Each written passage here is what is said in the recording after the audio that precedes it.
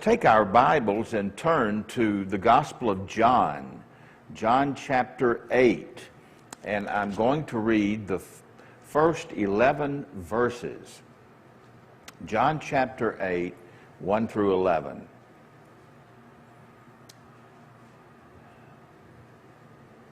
Jesus went to the Mount of Olives.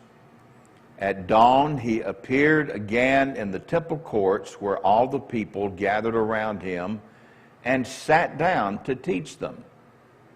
The teachers of the law and the Pharisees brought in a woman caught in adultery.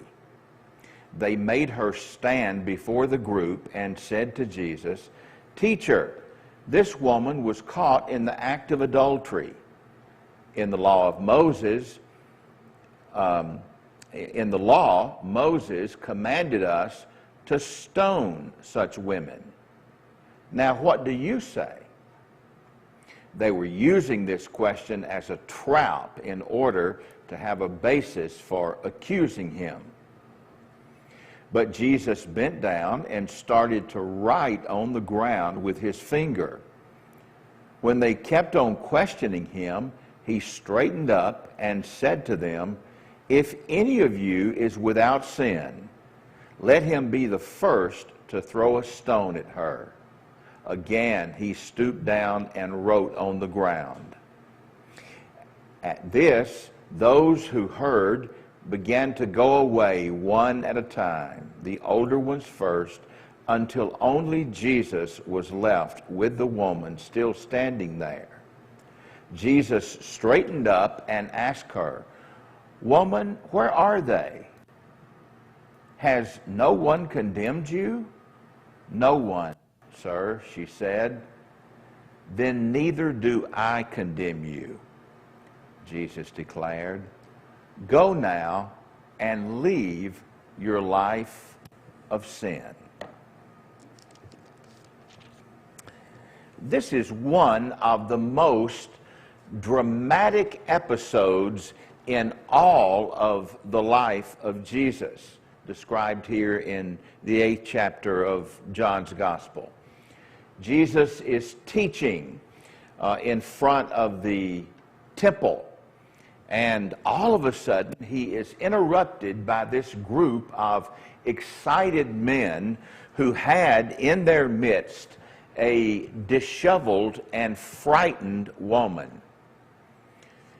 These men in high-pitched voices said to Jesus, "You're not going to believe this, but we just caught this woman in the act of adultery." Now, we know what the law of Moses says we should do with a tramp such as this. We should stone her. What do you say?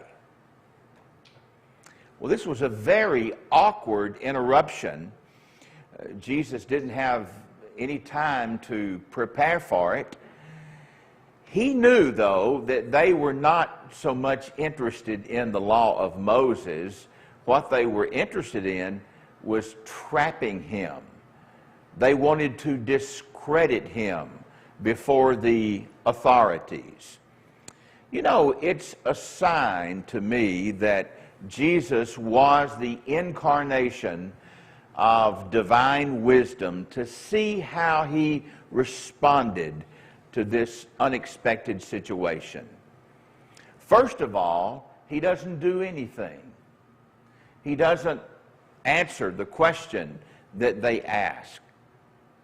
Then he stoops over and with his finger begins to write in the dirt. Now, this is the only time that we ever read where Jesus wrote anything. And there's been great interest and speculation as to what he was writing in the ground. I have a feminist friend of mine who says, surely what Jesus was writing in the ground was, "Where is the man?" And you know, it is a very interesting question because adultery is not something that you can do by yourself. A man and a woman broke the law of Moses, but given the sexism of the first century, only the woman was being held accountable. Only she was going to be punished. So as Jesus wrote, I think he was striking a blow against this way of mistreating half of the human race. Jesus knew the difference between verbs, or rather adjectives and nouns. He knew the difference between adjectives and nouns. Male and female are adjectives. It tells you something about the person, but person, human being, is in the nominative case. Jesus related to people as nouns, as human beings. He never engaged in the sexism of the first century. Same thing can be said about racism. Jesus didn't engage in the racism of the first century. Jesus gave to every woman what he gave to every man. Jesus was an embracer of the whole human family in the way that he related. I think there's another explanation for why it is that he stooped over and wrote in the ground. If you think about it, this woman, this frightened woman, was brought into that public place either carrying her clothes or very badly disheveled. And in addition to being fearful, she didn't know what was about to happen. She had the embarrassment of all these leering men looking at her exposed condition. So it just may have been an act of incredible, ingenious kindness that caused Jesus to stoop over and begin to doodle in the ground. Maybe he was deflecting the eyes of these men, giving her an opportunity to get herself together. If this is the reason, I think that it was an expression of something in Jesus that was absolutely essential, and that is his heart was filled with kindness. His heart was wondrously kind. You know, Jesus never tried to add burdens to already burdened people. Jesus never tried to make it more difficult for people who were already experiencing a difficult life. It was said of Jesus that he never broke a bruised reed, he never quenched a smoldering flax. There was a kindness in him that enabled him to be part of the answer rather than part of the problem. So by deflecting the attention of these men, Jesus gave this woman a wonderful chance to get herself together and therefore to convey to her that who you are is far more important to me than what you have done. I would like to suggest this morning that kindness is one of the most creative and powerful things that any of us can do for another human being. It's not just confined to the first century. We all have it within our reach the ability to show kindness and mercy to other people. Some of you have heard me tell this story before. It's worth telling again. It's one of my favorite stories. It comes from the Prince of Preachers, Fred Craddock. Dr. Craddock is dead now, but he used to teach in Oklahoma, and he had a particularly tough semester, and when it was over and they were ready for the summer break, he and his wife decided to get away to reconnect and to recharge their batteries.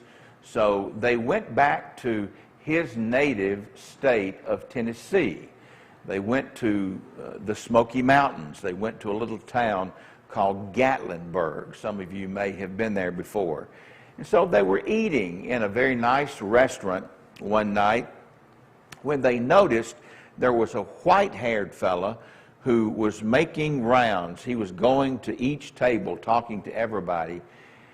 They thought maybe it was the maitre d', but Fred thought, you know, I hope he doesn't come over here and intrude with what we're doing. You know, I'm just peopled out, and I just don't think I want to have a conversation with him. So in due time, he came around to their table and said, howdy, folks, how are y'all? Said, where are you from? And Fred said very tersely, well, we're from Ada, Oklahoma. Well, what do you do? Well, Fred thought he would throw him off by saying, well, I'm a teacher of homiletics, not thinking that this mountaineer would know what homiletics was. Homiletics is actually the technical name for, the technical word for the art of preaching. So the old man said, oh, you teach preaching, do you?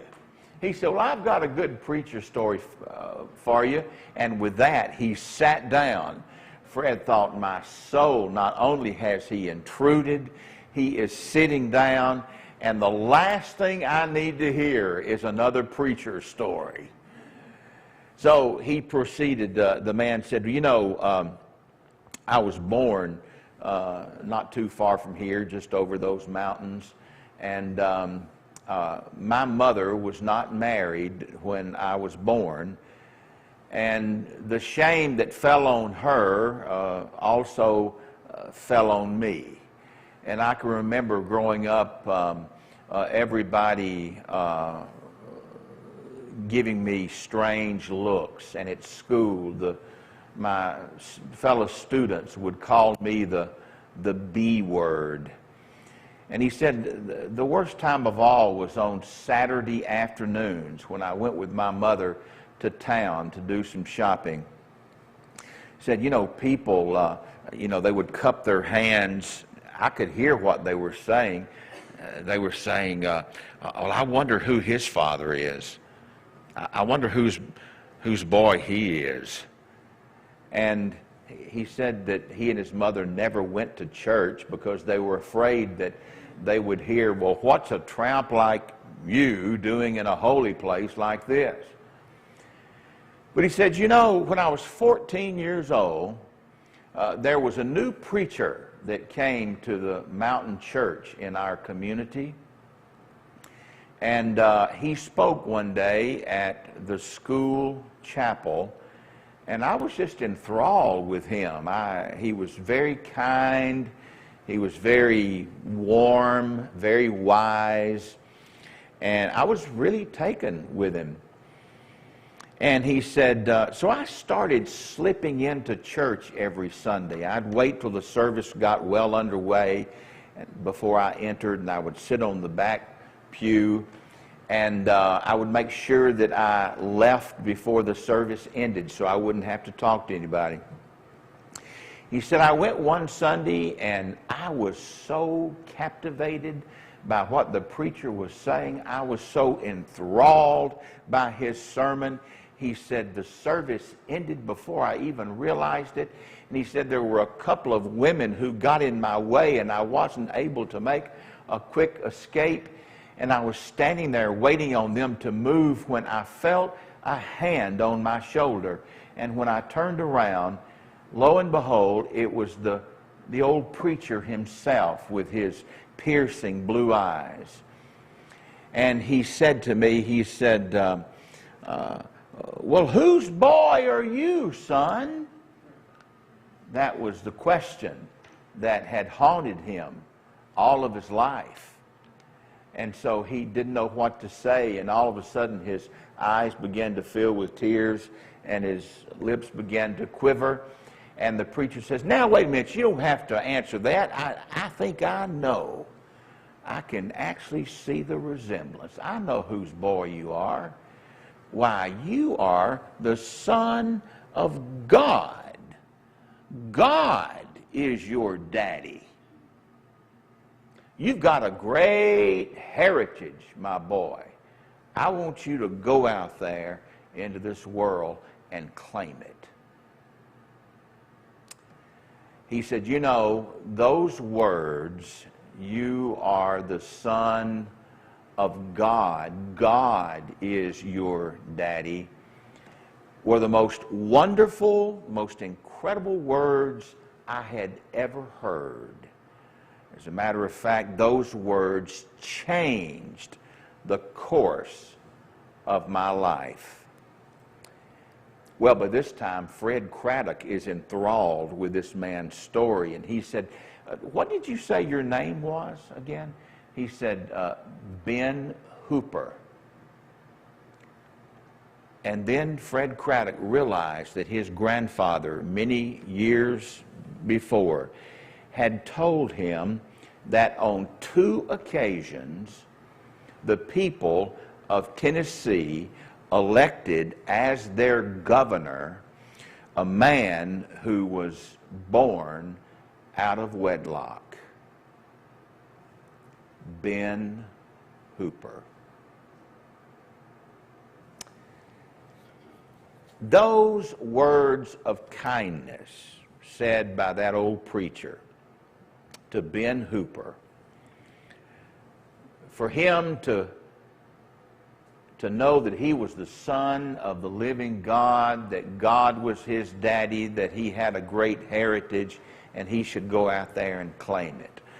That gave him a new sense of how he viewed himself and how he would live his life. He went on to become a 2-term governor of this great state of Tennessee. What that preacher did for that young boy was a consummate act of kindness, the kind that comes straight from the heart of God. Which brings me to say this. Every one of us has the capacity to be kind. We may not be able to do heroic things. We may not be brilliant enough to answer all the questions. We may not have the capability of doing extraordinary things, but we can choose to be kind, to not be a burden to the already burdened, to not make it more difficult for people who are already living difficult lives. I tell you, of all the creative potencies that we have, nothing is any greater than saying to somebody else, what happens to you makes a difference to me. What happens to you matters to me. And then extending to them the gift of kindness. So, this morning I invite you, every one of you, as I invite myself, to be wondrously kind and full of mercy. It just may be that this is one of the best things that we can do with our lives. Amen.